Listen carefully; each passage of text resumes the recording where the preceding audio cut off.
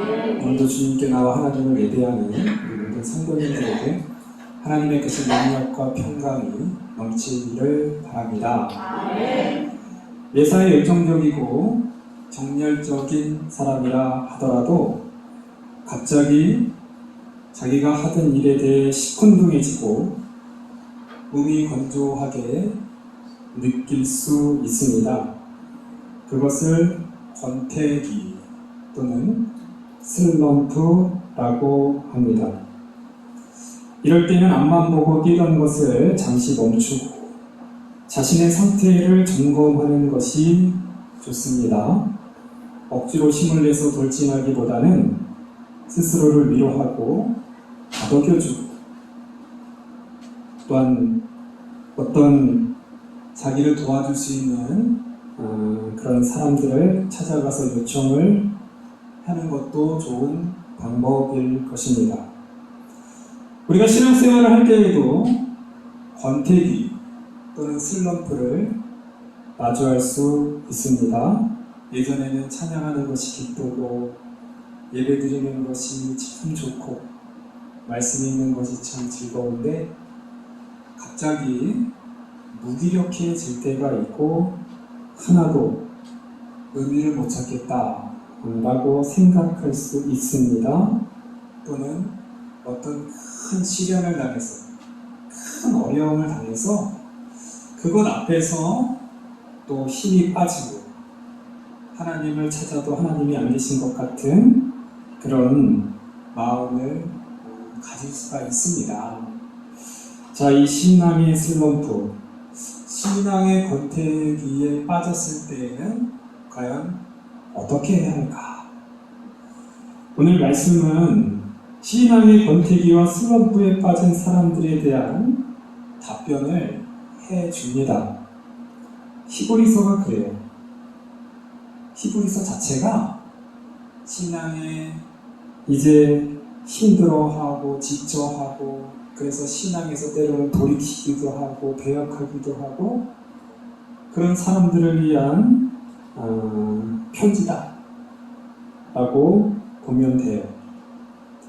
자, 히브리서 6장 9절을 보면 하나님의 선한 말씀과 내세의 능력을 맛보고 타락한 자들은 다시 새롭게 하여 회개할 수 없다.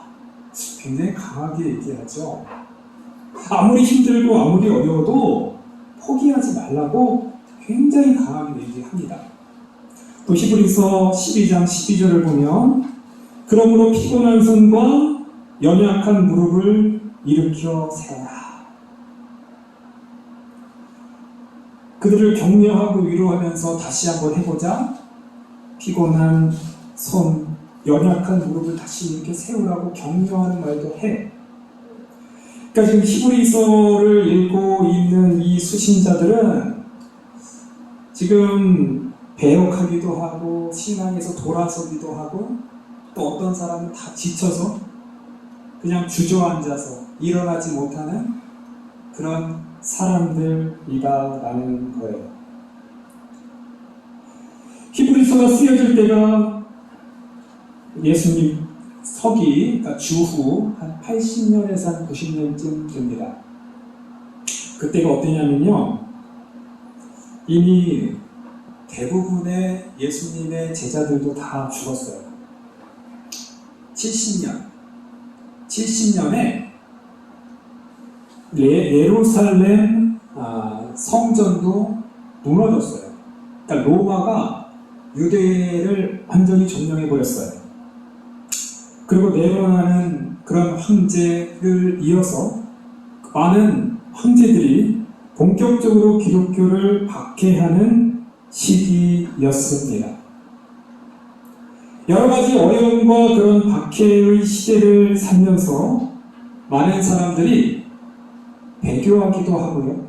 신앙에서 떨어져 나가기도 하고 때로는 조용히 그저 자포자기하는 그런 많은 사람들이 생겼다라는 거예요.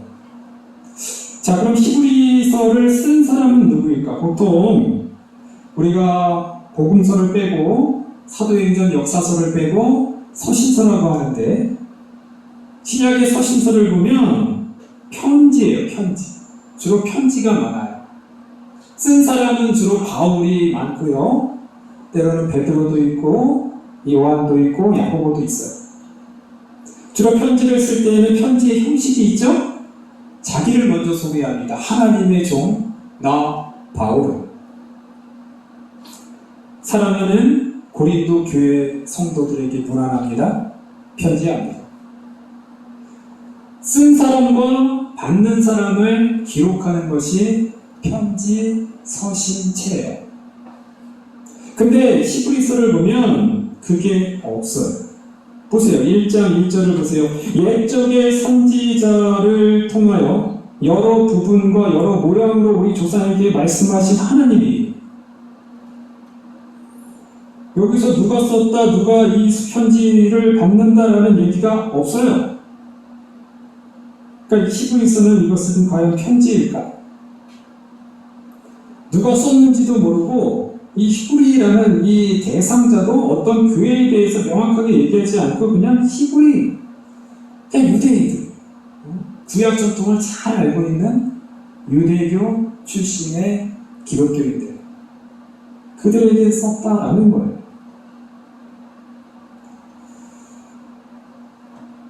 중요한 거는 이 히브리서는 지금 신앙의 권태기, 슬럼프, 그리고 여러 가지 어려운 그런 환경 속에서 배교하는 그런 일들이 일어나는 사람들에게, 그들에게 해답을 주기 위한 하나의 설교문이다. 편지라기보다는 설교문이 맞다라고 이야기해요.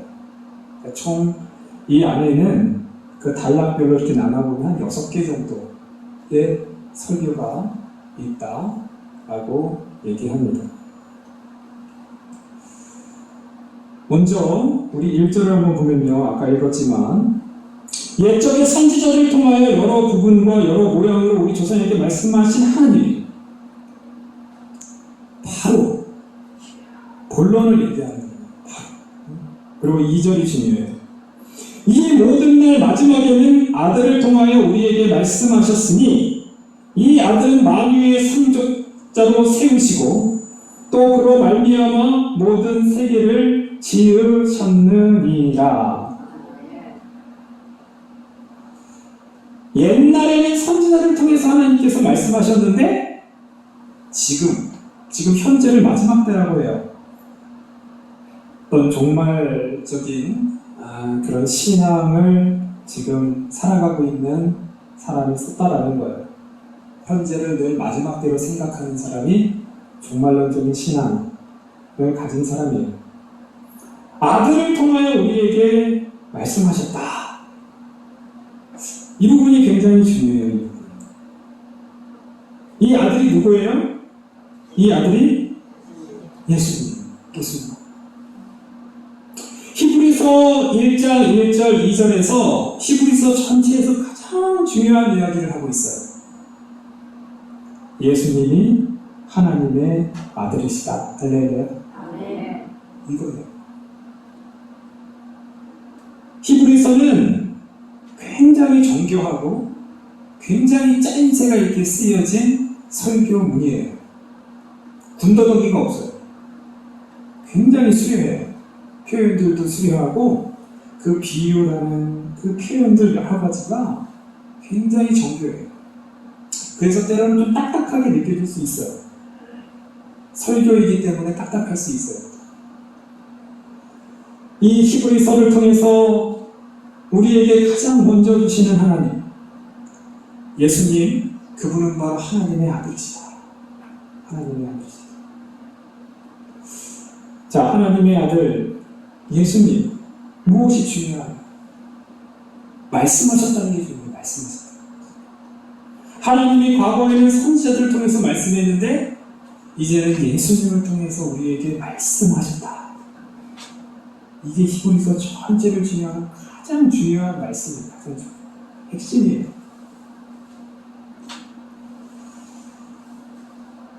선지자 굉장히 중요하죠.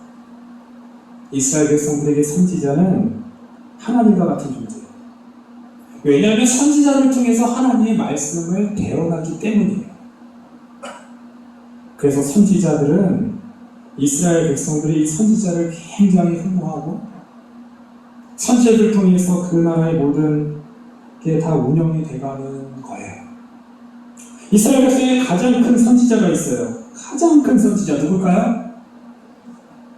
이 선지자들 중에서 이 선지자가 하나님의 율법과 하나님의 계명을 직접적으로 이스라엘 백성에게 전한 사람이 있어요. 모세. 맞습니다. 모세는 최고의 선지자예요. 광야에서 하나님의 말씀을 직접적으로 전한 사람이 모세거든요. 그리고 하나님의 그 율법 얼마나 귀합니까? 성막 모든 율법을 사실 모세가 다 전해줬다라고 해도 과언이 아니에요. 율법을 만든 사람이 하나님의 말씀을 통해서 율법을 체계를 이룬 사람이 바로 모세라고 할 수 있습니다. 하나님은 선지자를 통해서 말했다는 거예요. 율법도 선지자를 통해 주셨어요. 그리고 또 많은 대선지자라고 말하는 우리가 이사야, 예레미야, 에스겔 12명의 선지자들 한 분 한 분이 다 귀한 하나님의 대언자, 하나님의 말씀을 이 선지자를 통하여 말씀하셨다라는 것이 굉장히 중요합니다. 그런데요, 선지자는 아들이랑 달라요. 하나님의 종이다 이렇게 말해요. 히브리서 3장 5절 6절을 보면 또한 모세는 장래의 말할 것을 증언하기 위하여 하나님의 온 집에서 종으로서 신실해요. 그리스도는 하나님의 집을 맡은 아들로서 그와 같이 하셨으니 할렐루야. 모세가 하나님의 말씀을 대언했다고는 하지만 모세는 종이에요. 한계가 있어요. 종일 뿐입니다. 그러나 예수님은 하나님의 집을 맡은 아들로서 하나님의 아들로서 신실했다 라는 거예요. 차원이 다릅니다. 종과 아들의 차원이 달라요. 일단 종은 하나님의 나라의 상속자는 아니에요. 안타깝지만 아니에요. 어쩔 수 없어요. 아무리 종이 신실하고 충성스럽다 할지라도 하나님의 상속, 하나님의 집의 재산은 아들에게 갑니다. 오늘 말하잖아요. 만유의 상속자로 세웠다. 이게 무엇을 말합니까? 하나님의 그 아들로서 이 모든 나라, 모든 열방을 그 아들에게 다 주었다라는 거예요. 그리고 아들의 특징이 있습니다. 아들은요, 부모를 닮아요. 할렐루야. 아들의 형상은 어딘가 닮기 마련이에요. 닮습니다.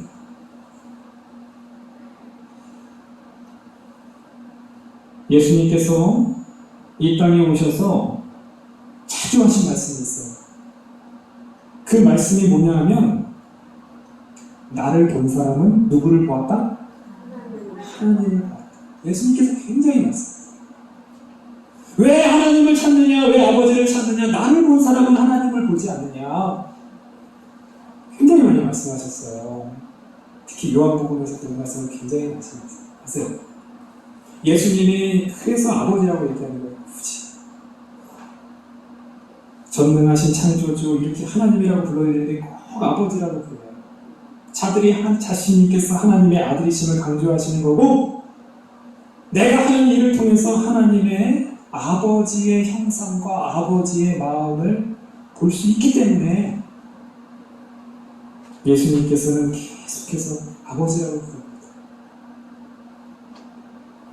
예수님의 말씀, 단순히 예수님의 입으로서 나오는 언어, 소리, 이것만이 말씀이 아니에요. 아들을 통해 말씀하셨다는 얘기는 예수님의 삶, 예수님이 행동하셨던 그 행동, 예수님께서 어떻게 살았는지의 그 삶, 그것이 하나님의 말씀입니다. 할렐루야.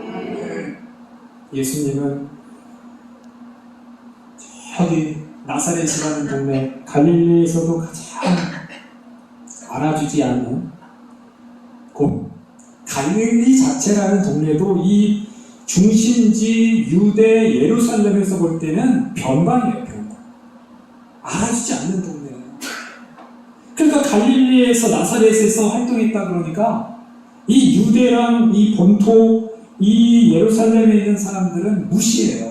갈릴리에서 무슨 선한 것이, 갈릴리보다 더 깊은 나사렛에서 무슨 선한 것이, 메시아가 날 수 있느냐, 무시합니다. 예수님의 삶은 대부분 갈릴리에서 사셨어요. 예수님의 공생애는 대부분 갈릴리였어요. 그곳에서 하나님의 말씀을 전하셨습니다. 늘 불쌍하고 병들고 귀신 들리고 삶에 지쳐있는 사람들과 함께 하시면서 그들을 고쳐주시고 치료하시고 그들의 친구가 되어주시고 그들과 함께 하셨다라는 거예요. 이게 예수님의 삶이에요. 또 예수님은 직접적으로 많은 기적들을 행하셨습니다. 나사로를 살렸잖아요. 나사로를 살린 그 기적과 그 이적이 얼마나 컸는지 몰라요. 그래서 많은 사람들이 나사로를 통해서 예수님을 믿었다라고 성경은 기록해요. 나사로를 살리면서 예수님은 분명히 말씀하시죠. 나는 부활이요 생명이니 나를 믿는 자는 죽어도 살 것이다. 할렐루야. 아멘. 이게 예수님이에요. 예수님의 말씀은 그의 말씀과 또한 그의 삶과 그의 이적과 능력이 다 같이 어우러져요. 그분이 하고 아들이시죠. 하나님 그 얘기를 하고 있는 3절 보세요. 이는 하나님의 영광의 광채시요 그 본체의 형상이시라.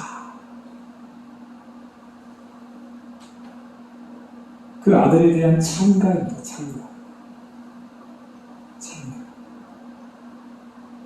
찬가의 특징이 있어요. 찬가의 특징은 예수님의 겸손함과 예수님의 높이 올려주심을 같이 얘기를 하는 것이 찬가의 특징이에요. 에베소서에도 찬가가 있습니다. 빌립보서에도 찬가가 있습니다. 빌립보서 우리가 잘 알고 있는 말씀이 있잖아요. 그리스도 예수의 마음을 본다더라. 그는 본체 하나님과 동등됨을 취하지 아니하였다. 하나님께서 모든 이름 위에 뛰어난 이름을 주시고 만유에 추가되게 하셨다라는 것이 찬가의 내용 아니에요? 오늘 그 얘기를 하는 거예요. 하나님의 영광의 광채이시며 그 본체의 형상이시며 능력의 말씀으로 말씀을 붙이시고 죄를 정결하게 하는 일을 하시고 높은 곳에 계신 지극히 크신 이의 우편에 앉으셨느니라. 죄를 정결하게 하시기 위하여 예수님께서는 십자가를 지셨습니다. 낮아지셨습니다. 그리고 또 하나님의 높은 곳 우편에 앉으셨습니다. 라는 거예요.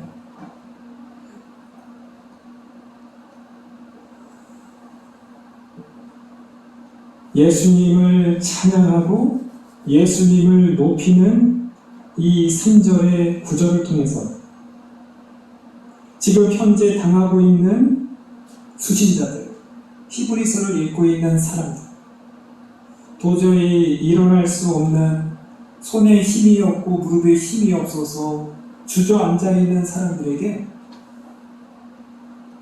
너희들은 예수님의 말씀을 들은 자들이 아니냐 말하고 있는 거예요. 예전에는 선지를 통해서 하나님의 조언을 통해서 말씀을 들었는데 지금은 너희들이 그 예수님을 경험하지 않았냐 이거예요. 그 예수님이 어떻게 사셨냐, 하나님과 똑같은 분이지만 낮고 천하게 이 땅을 사시면서 우리를 죄 가운데 정결하게 하신 분이 하시냐. 그랬더니 하나님께서 높이 그를 하나님의 우편 가운데 세우지 않았느냐.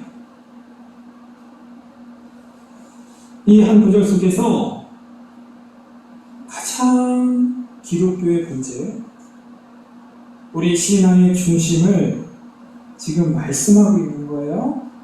그리고 그 말씀을 깨닫고 힘을 내라. 아무리 힘들고 아무리 어려울지라도 우리 예수님을 생각하라는 거예요. 예수님을. 하나님의 아들이신 예수님께서 이 땅에 오셨다. 너희들은 지금 그 예수님을 본 그 시대 사람들이 아니냐. 구약에 예수님을 보지 못했던 사람들이 얼마나 불쌍하나. 사실 그런 거예요.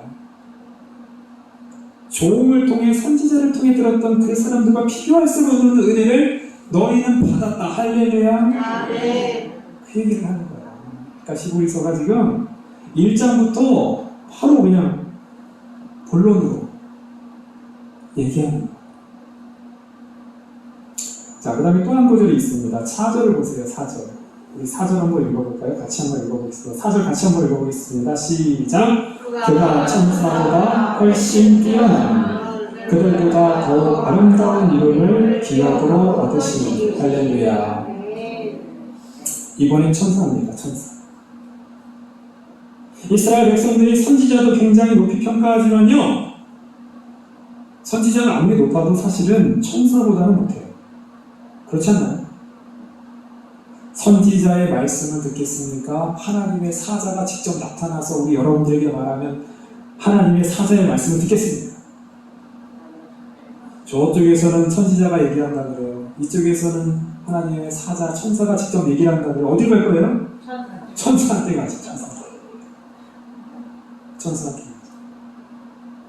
급이 달라요. 급이 또.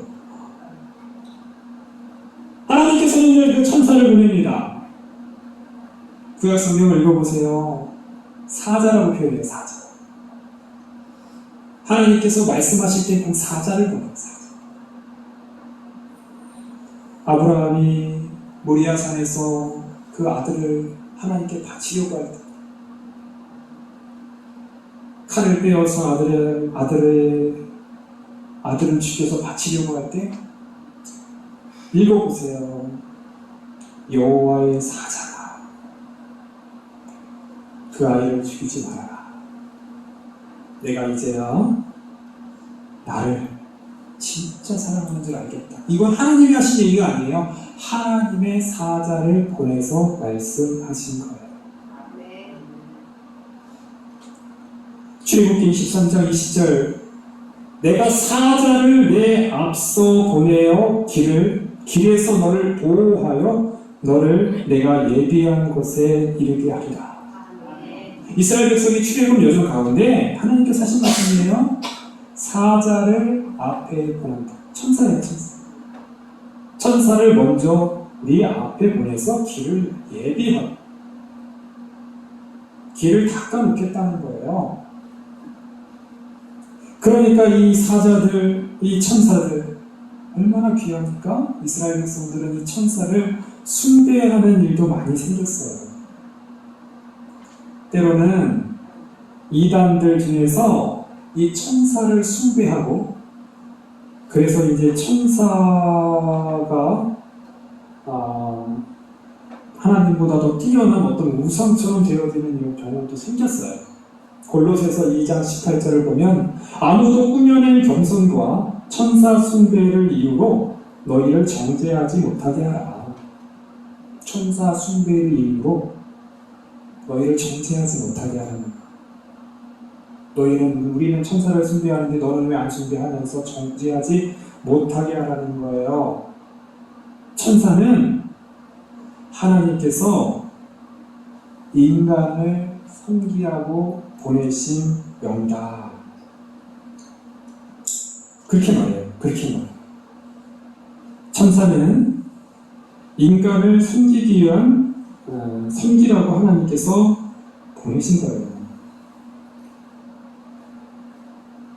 오늘 말씀을 제가 4절만 읽었는데요. 이 5절부터 쭉 읽다 보면 이 천사들이 예수님과 비교할 수 없다.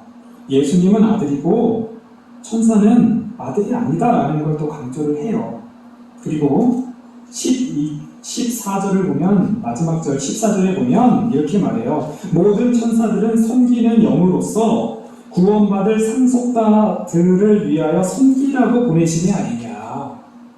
아무리 이 천사가 선지자보다 크고 굉장히 위대해 보인다 할지라도 어쨌든 섬기는 영이에요.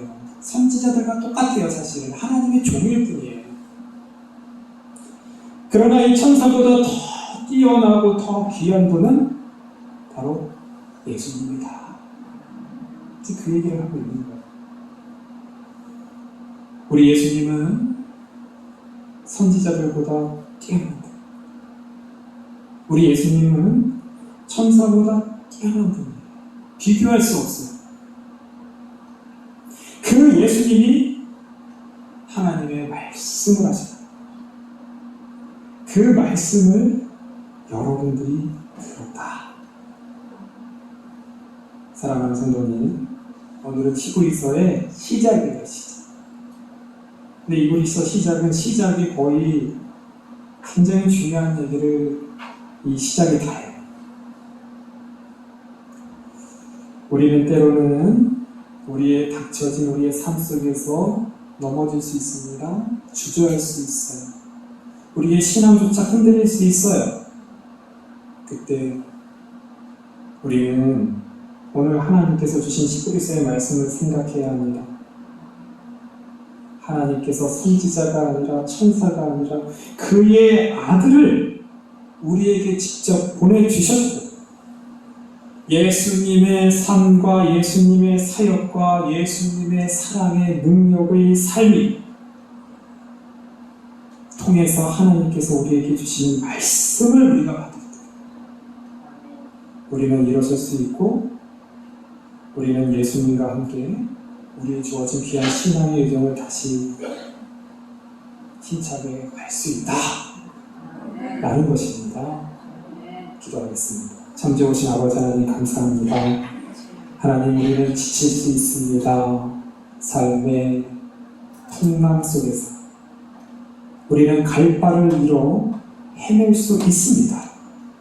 그러나 하나님, 그때마다 하나님의 아들이시며 영광의 광채이시며 본체의 형상이신 우리 예수님의 말씀을 붙잡을 수 있게 하여 주시오. 예수님의 말씀 가운데 힘을 얻게 하여 주시옵소서. 예수님의 이름으로 기도합니다.